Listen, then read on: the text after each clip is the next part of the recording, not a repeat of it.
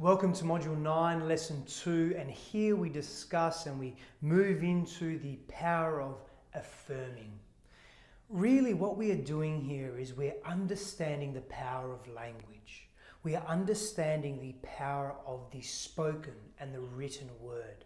We're understanding the sway of how the spoken and the written word, the verbal and the non-verbal word, can impact our lives dramatically, and being very careful and cautious with respect to what language do we wish to use with respect to how we communicate to others, but also how we communicate to ourselves. Now, affirming is a very specific technique, but like any technique or any exercise or any praxis, there are specific rules or guidelines that we go by to increase the impact and the maximum value that praxis or that practice can deliver to us and to others, of course, because this program, Chaos to Clarity, is not just about removing ourselves from a state of chaos or cloudiness or confusion or doubt or fear or pain and moving us into an elaborated state of clarity and freshness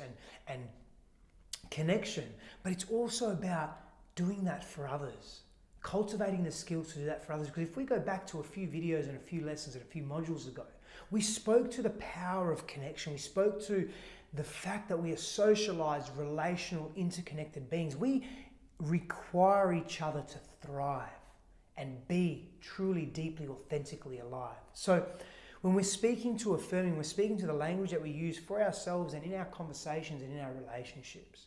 So really interesting exercises that are part of this lesson, and I urge you to approach with an open mind, because we're effectively going to be looking at observing closely the language that you've been using for many years and debunking that. And it may be confronting, but practice the 3P model. Practice persistence and patience.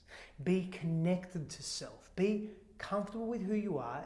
Accept, acknowledge, be aware, learn that transformation, change, transmutation isn't all that bad. It doesn't have to be as painful as what you think. But before you even choose to transform or change, feel into the resonance of what this lesson suggests. Have fun, and I'll see you in the next lesson.